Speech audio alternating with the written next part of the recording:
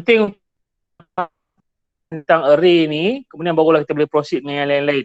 Saya cuma nak saya cuma nak pergi secara ringkas lah tentang pengenalan array dan dia punya learning outcome yang pertama. Okay. So, apa yang kita dah belajar dalam kuliah sebelum ni, kita tengok apa tu array. Okay. Kemudian kita tengok apa beza dia dengan variable biasa. Dan seterusnya kita tengok macam mana cara kita nak define array and relate with memory allocation. Okay. Ini outcome yang pertama ni.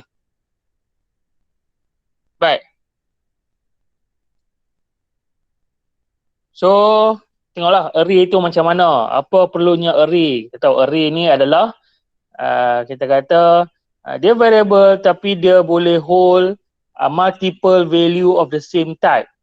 Contoh sebelum ni kalau variable number kita cuma boleh pegang satu value sahaja satu masa, tapi kalau kita setkan dia sebagai array, kita boleh pegang lebih dari satu value dalam satu masa. Okay? Baik. Contoh kalau tengok dekat sini, kalau variable mark sahaja, kita set dia sebagai variable, dia hanya boleh isi satu value. Tapi kalau kita declare dia sebagai array, kita boleh simpan lebih dari satu value lah. Contoh kat sini, dia declare array mark ni, okay, dengan dia punya, ni dia adalah 5. Size dia 5, so dia boleh store ataupun dia boleh hold 5 value dalam masa yang sama. Okay. So lebih mudah lah berbanding kalau kita nak pakai array, kalau kita nak pakai variable besar, kita kena buat apa? So kita kena ada mark 1, mark 2, sampailah mark 5. Which is agak remeh sikit lah kita nak buat kerja banyak. Tapi bila pakai array lebih mudah. Dan yang lebih menariknya dengan array ni adalah data tu dia akan pegang dan kita boleh tengok balik. Okay. Baik. Contoh, katalah kita ada satu variable sahaja, mark. Kemudian, katalah kita pakai looping sekalipun, pada first loop kita read mark. Kemudian bila kita masuk next loop, kita read balik mark, dia akan override. Betul tak? Bila kita read lagi mark pada next loop, dia akan override. So, maklumat ataupun markah yang sebelumnya dia dah buang.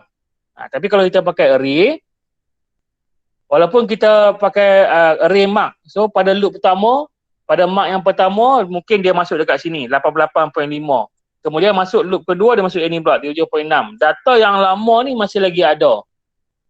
Itu kelebihan array. Okay. Baik, kemudian dalam array, dia ada 5 elemen utama, data type, name, size, index, element. Okay. Dalam kuliah tu, saya terangkan dalam kuliah. Okay. So, yang penting dia punya data type. Kemudian dia punya nama dia. Kemudian dia punya size, elemen dan index. Okay. Apa beza elemen dengan index? Elemen ni merujuk kepada dia punya elemen keberapa. Kita sebut sebagai satu ruang ni satu elemen. Satu tempat untuk dia hold value ni. Okay. Tapi kalau dia punya index ni adalah dia punya kita kata dia punya location address dia. Untuk elemen, tak ada masalah, dia akan mula dengan 1, 2, 3, 4. So kita kata ini adalah elemen pertama. Elemen 1. Ini adalah elemen 2. Dengan value dia dalam tu 1. Elemen 2, value 1. Tapi kalau kita nak refer kepada location dia ataupun address dia, kita kena gunakan dia punya index. Which is index, dia punya numbering dia bermula dengan 0.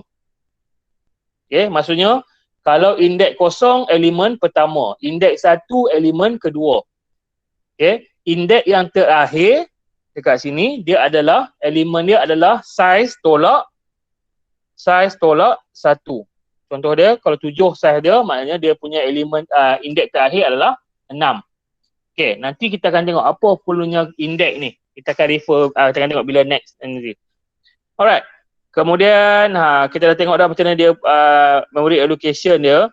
Dari segi memory allocation ni, kalau kita pakai banyak variable berbanding dengan kita pakai satu array, dia lebih ni lah, lebih kita kata efektif. Baik. Seterusnya kita define array, kita declare and creating array. So untuk declare array, syntax dia adalah macam ni lah.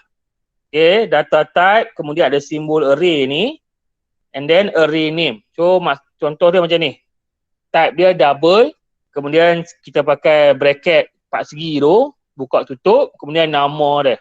Itu kita nak declare. Kita nak bagi tahu dekat program kita nak guna array jenis double, nama dia mark. Kemudian creating array ni kita nak create array yang kita declare tadi berserta size dia. So dia punya syntax dia adalah marks, nama array, kemudian equal new double ni type dia dan dia punya size. Okay. So maksudnya sekarang ni kita create satu array jenis double, nama dia marks, kita dah declare sebelum dia, dengan size dia 10. So kita create dia. Baik. So penting sebelum kita nak guna array, kita mesti declare dengan create array ni lah. Okay. So sama ada kita declare and create berasingan. Okay, ni kita berasingan ataupun kita combine in one statement. So bila combine in one statement dia jadi macam ni lah. Yang ini dia punya declaration, yang ni dia punya create. Okay. Baik. So contoh dekat sini dia declare array jenis double, nama dia marks dengan size dia 10. Dia create terus size 10. Dapat boleh faham tak sampai sini? Saya pergi cak laju ni.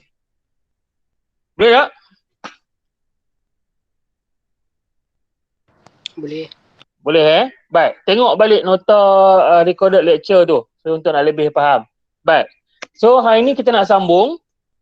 Kita nak tengok learning outcome yang kedua, explain assessing array. Kita nak assess array kita. Kita nak manipulate kita punya array. Kita dah create array, kita dah declare, kita dah create. So macam mana kita nak gunakan array kita? Tu itu learning outcome yang kedua ni. Baik. Ni saya dah masuk sikit lah. Saya review ni. Okay. So bila kita proses array, dia kata dekat sini, we will often use a for loop. Okay. Kenapa kita gunakan for loop? Kenapa guna looping? But bila kita ada array, of course kita akan buat berulang-ulang. Sebab contoh katalah array ada 10 elemen. Ada 10 size dia 10. Ada 10 data dalam tu. So bila kita nak access array tu, of course kita akan access one by one. Dan kalau kita gunakan sequence, kita kena buat benda yang sama tu kena tulis banyak kali. Tapi bila kita pakai looping, dia lebih mudah lah. Betul tak? Sebab tu kita pakai looping. Dan yang dia kata for loop ni dia sebenarnya pakai while loop pun boleh. Kalau nak pakai while loop, tak salah. Okay, sebab dia adalah looping counter control punya loop. So kita boleh pakai while loop ataupun for loop. Tapi kebiasaan dia memang orang akan pakai for loop. Sebab apa pakai for loop? Sebab for loop ni senang. Kita tulis dia punya syntax dia ni satu baris sahaja. Kalau while loop dia ada banyak 3 baris. Betul tak? Dia kena declare dekat atas, condition, kemudian kena update pula dalam tu. Okay? Pakai for loop ni lebih mudah. Baik. So, statement dekat sini, kalau awak tengok, dia gunakan for loop. Okay, cuba tengok dia punya I dia. Initial value dia. Dia set for integer I sama dengan 0. Kemudian condition dia, I less than num.length. Okay, num.length ni, statement ni dia refer kepada size array num. Okay, katalah kita ada array nama dia num dengan size sekian-sekian. Katalah array tu size dia berapa? Okay, size dia mungkin 5. Kita create 5. So, num.length maksud dia kita refer kepada size array num. So, size dia adalah 5. Jadi, condition dekat sini, I less than 5. Boleh faham so, cara tertulis jugalah. Maksudnya, sekarang ni kalau awak perasan, kita buat kita punya condition ni start daripada 0 sampailah maksimum less than 5. Maksudnya dia lebih rendah, lebih kecil daripada size array itulah. Okay. Kemudian I++ ni, ini unary operation untuk update I+1 lah maksud dia. I+1. Okay. So kemudian dalam body tu kita buat follow macam biasalah apa kita nak buat. Okay. Kalau nanti tengah tengok nanti kat sini saya terangkan. Alright. So kita tengok. Dia lebih detail lah. So we access element in the array to do some operation on the array such as entering data into array with input value entered by user. So kita nak masukkan value dalam array. So kita mudah gunakan looping. Selain macam nak buat apa lagi? Kita nak display each element, nak paparkan item ataupun nilai-nilai yang ada dalam array tu. Kemudian kita nak cari sum, nak cari average, larger, smaller, frequency. Dan yang paling best kita boleh buat ni, searching for specific value. Benda ni awak kena faham sebab dalam assignment awak kena buat nanti. Okay? Alright. So itu antara benda yang kita biasa buat dalam array. Baik. Tengok balik. Array initializer. Okay. Alternatively, we can use an initializer list to create an array and give initial value at the same time. For example, the declaration double array sign mark sama dengan, kemudian dia letak curly bracket ni ada value dalam ni. Apa maksud dia? Sekarang ni maksud dia declare array, bahagian ni adalah declaration. Dan dalam masa yang sama, dia initialize value terus dalam array tu. Kalau tadi kita kata kita declare and create macam ni. Contoh tadi, okay, double, kemudian simbol array ni, dua bracket je lah. Kemudian katalah kita, sebelum ni kita buat macam ni. Sama dengan new double, kemudian dalam ni dia punya size. Okay, katalah berapa? 1, 2, 3, 4, 5, 6. So, okay, kalau statement ni, yang ni dia declare dan dia set size. Maksudnya size dia 6. Tapi value tak ada lagi. Boleh faham tak? Dia declare array dan dia create array dengan size 6. Tapi kalau kita initialize terus macam statement ni, maksud dia declare array marks jenis double dan dalam masa yang sama juga dia terus bagi value dekat array tu. Maksudnya kalau tengok dia akan create array dengan value berapa? 1, 2, 3, 4, 5, 6. Ikut bilangan elemen dalam ni lah. Bilangan value dalam ni ada 6. So dia akan create array dengan 6 value macam tu. 1, 2, 3, 4, 5, 6. Dapat So array ni nama dia mark. Jenis dia double. Size dia 6. Kemudian value dia buah siap-siap 90.5, 41.8, 36.5, 80.5, 56.0, 97.0. Itu apa yang dia buat dengan statement ni. Boleh faham Maksudnya kita declare dan terus initialize value untuk array. So secara automatik dia akan buat array ikut bilangan data ni. So kita pisahkan dengan koma. Tapi dia curly bracket, kemudian tutup curly bracket. Dalam curly bracket tu kita letaklah apa data yang kita nak masuk dekat array. Automatik dia akan create kita punya array size ikut bilangan data tu. Dalam kes ni 6. Boleh faham tak? Boleh faham tak? Boleh, sir. Boleh, okay. So, statement ni dia kata apa dia? It will create an array of 6 elements such that the first element, okay. Elemen dia 6, size dia 6, elemen dia ada 6. Kalau ikut elemen number dia, ini elemen pertama, elemen kedua, elemen ketiga, elemen keempat, elemen keenam. Tapi dia punya address dia ataupun kita kata index dia dalam bahasa Arab itu index dia bermula dengan kosong. So index dia bermula dengan kosong. 0, 1, 2, 3, 4, 5. Bila kita nak refer kepada mana-mana elemen dalam array, kita akan rujuk kepada number index. Boleh faham Maksud dia, so first element marks kosong, maksud dia elemen yang pertama tapi index dia, address dia adalah kosong. Nampak tak ni? Okay. Index dia adalah kosong. So value dia adalah 97.5. So kita refer kepada elemen yang pertama, tapi nak refer dia kita kena pakai address dia adalah 0. kosong, nombor indeks. Dalam ni adalah nombor indeks. So kalau yang bawah ni, second element mark 1. 1 ni maksudnya nombor indeks. So nombor indeks 1 adalah yang ni, elemen yang kedua, value dia adalah 41.8. Kemudian kalau third element mark 2. So maksud dia punya indeks dia 2. So indeks 2 dia yang ni, elemen ketiga, value dia 30 berapa ni? 36.5. Boleh faham So kena tahu beza antara elemen dengan indeks. Elemen tu refer kepada kita kata slot mana ataupun size dia. Contoh dia kalau dia kata elemen ni indeks ni ada 6 array, terbalik. Array ni ada 6 elemen, maksud dia ada 6 ruang lah. So elemen pertama, ruang yang pertama, elemen kedua, ruang untuk letak value. Tapi rujukan bagi setiap ruang ni itu adalah indeks, number indeks. Dan number indeks dia bermula dengan kosong. Dia pening sikit lah. So bila dia bermula dengan kosong, maksudnya indeks yang terakhir, dekat sini, indeks yang terakhir adalah bersamaan dengan, kalau size dia 6, so 6 tolak 1. So indeks dia adalah 5. Okay, baik.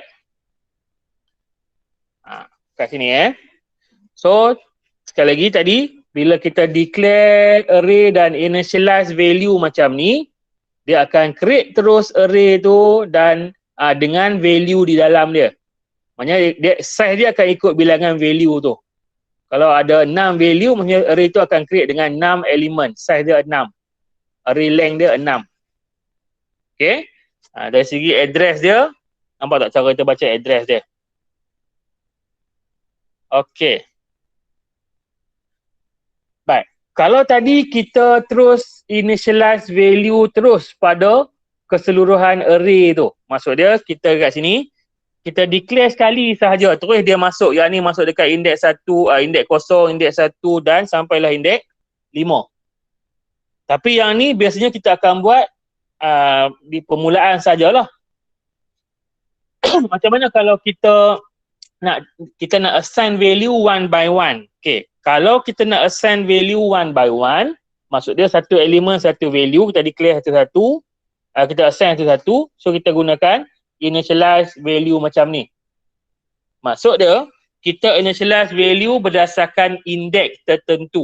Okay, contoh syntax dia adalah array name, kemudian dalam kotak ni nombor indeks, kemudian apa value dia. Maksud dia dekat sini, so array nama student mark, indeks dia 0, maksudnya permulaan lah elemen yang pertama. Dan dia assign value 56. So maksud dia dalam kita punya array sekarang ni, saya tunjuk ni terus lah. Okay, so dalam array student mark, so array ni nama dia student mark. Okay, so dekat elemen yang pertama, so ini elemen pertama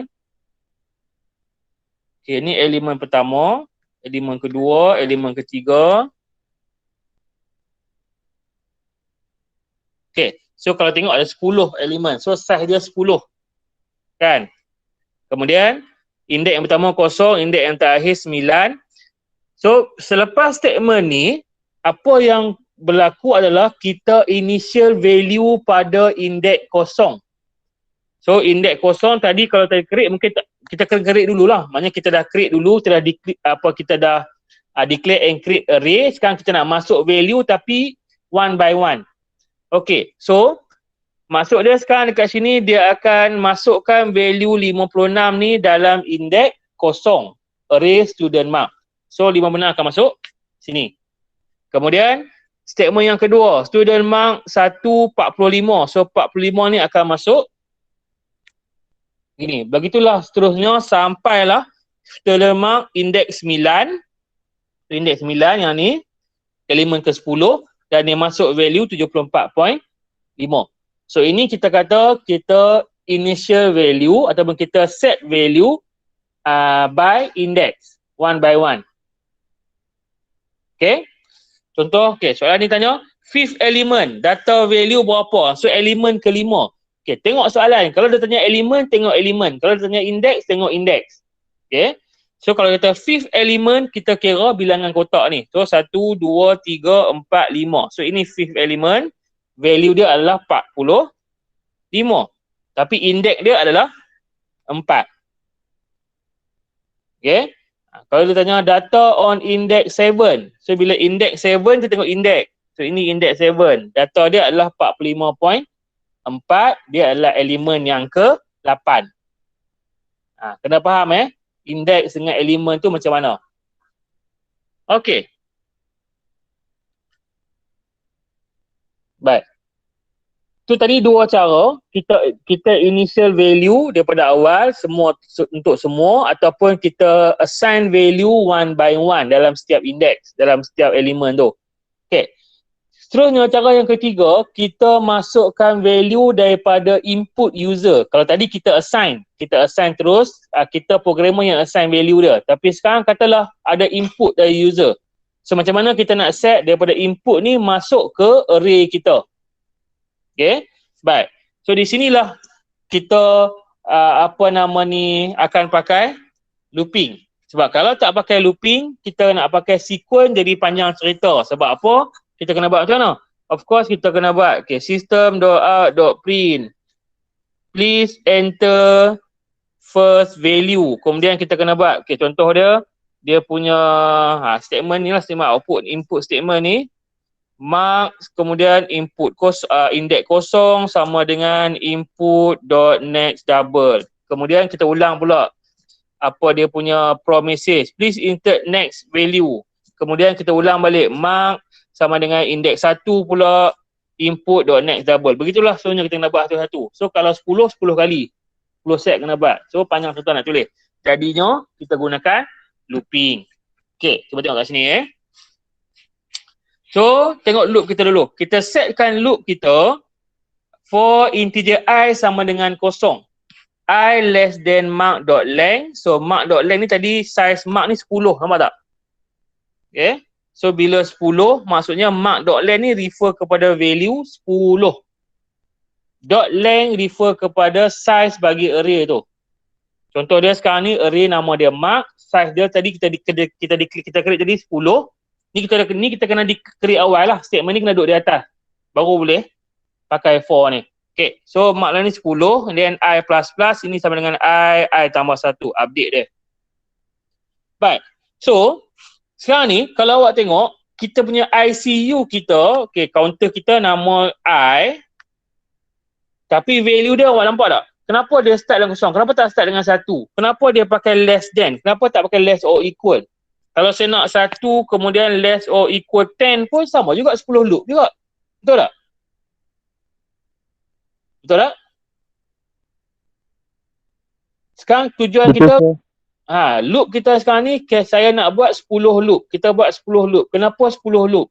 Sebab satu loop kita nak untuk satu loop kita nak access satu elemen dalam array.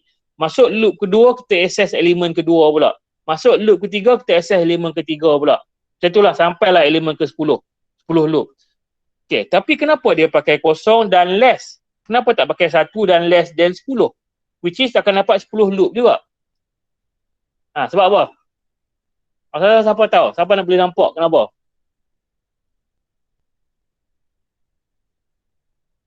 Ada siapa nak cuba jawab?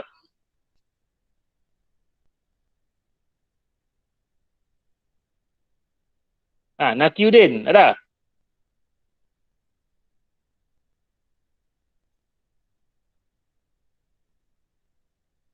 Tak ada?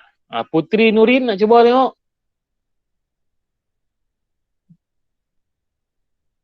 Asal-asal kenapa kita setkan initial value kita kosong dan condition kita less, bukan 1 ataupun less than. Sebab sekarang tujuan utama loop ni adalah untuk 10 kali loop, which is sama dengan nombor elemen. Bilangan size array kita 10.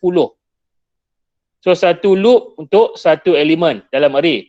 Tapi kenapa kita tak set je apa-apa ikut suka lah. Kalau saya nak start ni dengan 10 less or equal 20 pun dapat 10 juga. Betul tak? Tapi kenapa kita nak kosong dengan less ni? Okay, kalau awak tengok, kalau awak dah faham indeks dengan elemen, ingat bila kita nak rujuk kepada item dalam array, kita akan pakai dia punya address, which is index. Okay, so kalau dia punya size dia 10, which is elemen 1 sampai elemen ke 10, indeks dia akan start dengan kosong. Okay, betul tak? So 0, 1, 2, 3, 4, 5 sampailah 9, which is dia punya elemen dia, ini elemen 1, ini elemen 2, sampailah elemen ke 10. Dapat 10 loop juga. Tapi kita setkan kita punya kita setkan kita punya loop kita berdasarkan number index. So kita kena pakai 0 sehingga 9 lah untuk dapat 10 loop. Sebab tu kita start dengan 0 dan kita less than, which is kalau 10, dia akan maksimum paling sini pun 9. 10 dah stop. Sebab kita memang tak ada indeks 10 pun. Boleh faham tak?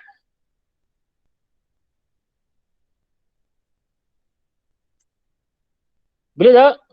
So, untuk looping kita, kalau melibatkan array, kita akan start counter kita dengan 0 dan condition kita less sahaja. Ini untuk case looping yang melibatkan array. Boleh faham tak? Sebab apa? Sebab kita nak samakan kita punya counter, which is sekarang ni value I ni, kita nak samakan dia dengan index array tu. Maksudnya loop pertama dia akan mula dengan index 0 untuk array. Loop kedua index 1. Boleh faham tak? Sebab apa? Okay, cuba tengok statement dalam ni. Kalau tengok, ini adalah input statement. Apa yang berlaku, dia akan read satu value double dan dia akan masuk dekat elemen dalam array marks. Elemen yang mana? Okey, nampak tak dalam ni? Dalam kotak untuk rujukan indeks ni, dia letak I, which is I ni adalah value yang sama dengan counter. So, pada loop pertama, okay, pada loop yang pertama, I ni 0. So, dia akan jadi marks 0. So, mark 0 dia akan refer kepada, okay, saya buat kat sini lah. Okay, katalah kita ada array ni, kita dah create tadi. Dia ada 10 elemen.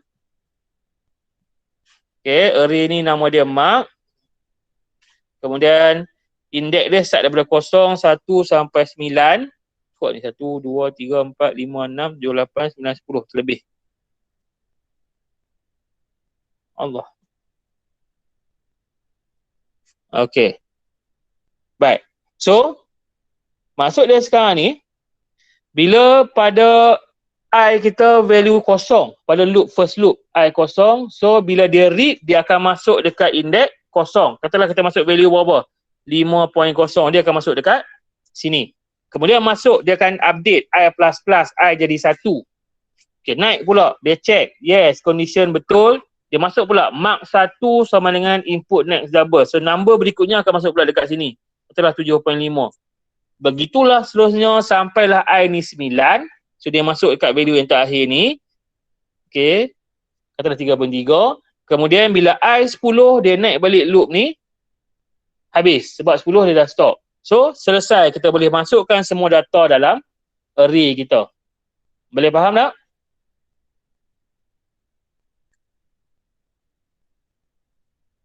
Boleh faham tak? Boleh. Boleh kalau tak faham mesti tanya Ana. Boleh, Okay. Baik. So itu tadi kita input. Sekarang kalau kita nak output macam mana? Output sama jugalah. Kalau awak tengok dekat sini, saya nak paparkan balik data dalam array. So kita buat looping juga. Sebab kalau kita tak buat looping, kita buat macam mana? Kita akan SOP, kemudian macam dalam case ni, kita nak print apa? Kita print mark indeks 0. SOP mark indeks 1. SOP sampailah SOP mark indeks 9, which is 10 statement kita kena buat. Jenuh, panjang. Kalau 10 lah, kalau 100 size dia array ni mampu 100 line. So, kita pakai looping. Sebenarnya kenapa kita pakai looping ni? Sebab kita nak memudahkan kerja kita lah. Untuk array Sebab itulah saya kata sebelum ni, Structure daripada sana, looping structure ni sangat penting untuk awak kuasai sebelum awak nak gunakan ataupun nak faham array pula. But so to print an array, you have to print each element in the array using a loop like the following. So kita nak paparkan semua elemen dalam array tu. So macam case tadi juga, kita gunakan looping, counter control loop. Kita punya bilangan loop sama dengan bilangan size ataupun bilangan elemen dalam array, which is tadi elemen array ni 10. So dekat sini bila I less than mark.len, I less than 10 lah maksud dia. Okay, tapi kita start dengan kosong. So 0, 1, 2, 3 sampai 9, which is bilangan dia 10. Boleh faham I plus plus, I tambah 1. Okay, kemudian apa yang kita buat dalam loop ni? Dalam setiap loop ni, kalau tengok cuma satu segmen sahaja, dia akan paparkan system.out.print marks I. Okay, macam case tadi kita input, sekarang kita output. So pada loop yang pertama, I kosong. So automatic dia akan refer marks kosong. Maksudnya dia akan refer kepada elemen yang pertama dalam array marks ni. Kalau tadi kita masuk 5.0, so dia akan print balik elemen pertama which is index kosong. Value yang keluar, contoh kalau value 5.0, keluar 5.0 lah. Kemudian dia tambah nilai mark 1. Dia print pula untuk elemen berikutnya, indeks berikutnya pula. Begitulah seterusnya sampailah indeks yang terakhir. Boleh faham Okay, sebenarnya kalau pakai while loop boleh tak? Boleh pakai while loop sebab dia counter control. Kalau while loop kita buat macam mana? Kalau while loop kita buat macam ni lah. Integer I sama dengan 0. Kemudian while I lebih kecil daripada mark.length. Ataupun kalau pakai 10 pun boleh. Kalau memang tahu value ni 10, kita pakai 10. Ataupun kita pakai mark.length. Kemudian, dalam ni kita buat apa? Kita kena letak ni lah. Kalau kita ni coding, kita kena letak apa nama ni, bracket ni. Okay. Kemudian kita akan system.out.print mark I. Kemudian dalam ni tak ada update. I sama dengan I tambah 1 ataupun I plus plus. Tutup. Habis. Itu kalau pakai while loop. Okay, jadi panjang, banyak sikit baris dia. Sebab tu kita gunakan for loop lebih mudah. Tapi sama je, while loop pun boleh. Alright. Boleh faham tak tadi? So, dua benda kita dah tengok. Pertama, kita input data dalam array. Seterusnya yang kedua, kita print data daripada array. Okay. Seterusnya yang kita kata proses seterusnya yang kita boleh buat dengan array, kita boleh tambahkan data-data ataupun kita boleh buat operation pada data dalam array kita, nak tambah ke, nak tolak ke, nak darab ke, nak bahagi ke, boleh. Even kita boleh buat operation atas array yang berbeza. Kan, atas data dalam array yang berbeza. Kita bantu kita jumpa soalan kita macam nanti. Kita bagi faham yang ni dulu. Okay, dia kata use a variable named total to store the sum. Initially total is 0. Add each element in the array to total using a loop like this. Okay. Kalau sebelum ni kita pernah buat. Kita katalah soalan looping, kita nak kira markah untuk 10 pelajar contoh dia. Kita nak kira total mark untuk 10 pelajar. So kita gunakan looping, kita loop. Setiap loop kita akan read mark. Kemudian kita tambahkan pada total, betul? Kemudian masuk loop berikutnya, kita buat read lagi mark, tambahkan pada total. Kita ada bekas. Kemudian masuk loop berikutnya, kita sekali lagi read mark, masukkan pada total. So by the end of loop, selepas kita habis loop, kita akan dapatlah jumlah hasil tambah bagi semua mark tadi. Yang 10 kali kita read tadi. Betul tak? Okay. Sama juga dekat sini, kita nak buat benda yang sama. Cuma beza dia kalau kita tak pakai array, mark tadi tu, setiap kali bila kita read mark yang baru, dia akan override mark yang lama. Boleh faham tak? Tapi kalau data dalam array, dia tak override, dia simpan juga, dia store, dia pegang juga value tu sampailah program ni kita habis program ni. Boleh faham Okay. Baik. So dekat sini, apa yang dia buat, okay, ini kita punya bekas.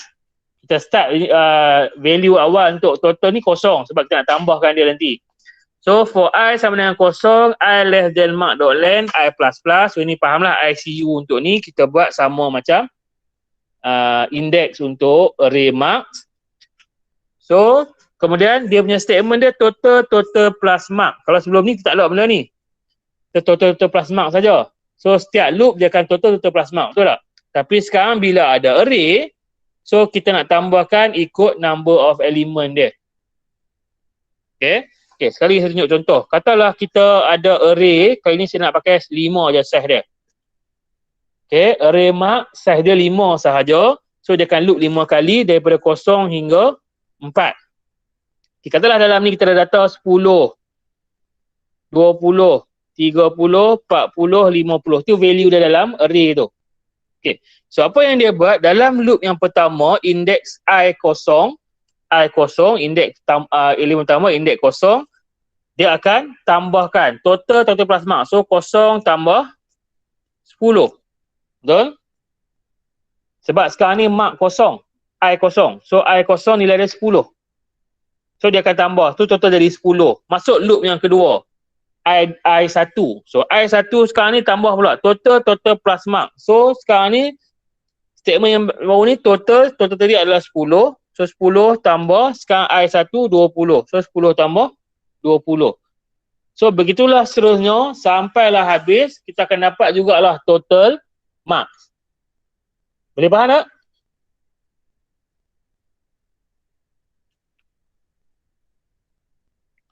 Boleh tak?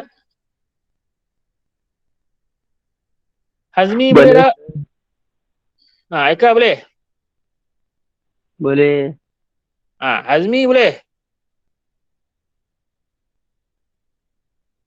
Mana Hazmi hilang lah. Panggil nama tu hilang. Okay. Boleh sir. Boleh? Ada balik. Right. So bila kita boleh cari total, kita boleh juga nak cari average. Nampak tak? Sama juga, mula-mula kita cari total, dekat sini kita cari total ni. Kita cari total, kemudian dia selepas loop, nampak tak? Selepas loop, kita dah tutup dah loop ni. Dah habis loop, apa yang kita buat? Kita bahagi balik total ni dengan mark.length, which is, katalah contoh saya kat sini 5, mark.length ni 5, so ini dia akan bahagi 5. So dapatlah average. Mudah kan? Okay, baik. Tak apa. Next, kita akan cuba tengok exercise ni dan kita akan masuk learning outcome yang berikutnya. Kita nak perform linear search dan sebagainya. Patutnya benda ni dalam apa nama ni, tutorial dan ni, tapi tak apalah, kita akan tengok juga. Okay, ada soalan sampai sini? So hari ni kita dah tengok operation on array lah. Macam mana kita nak access array kita, kemudian macam mana kita nak input value, kita nak output value, kira total dan kira average. Okay. Ada soalan?